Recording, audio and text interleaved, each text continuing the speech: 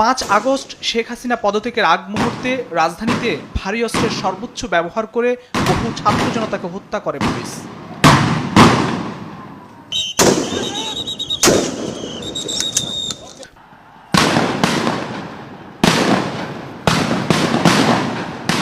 বেলা 12টায় চানখারপুলে নিরস্ত্র ছাত্র জনতার উপর চাইনিজ রাইফেলে মুহুর্মুহু গুলি ছুটছে পুলিশ।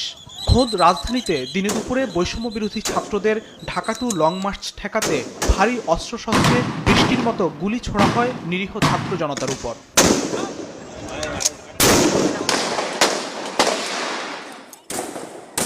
আন্দোলনকারী ছাত্র জনতা শাহবাগে যেতে চাইলে তাদের উপর হায়নার মতো হামলে পড়ে পুলিশ গুলি করতে থাকে প্রায় 2 ঘন্টা। পুলিশের এই ঊর্ধ্বতন কর্মকর্তাকে নিরস্ত্র আন্দোলনকারীদের উপর গুলি চালাতে বারবার নির্দেশ দিতে দেখা যায়।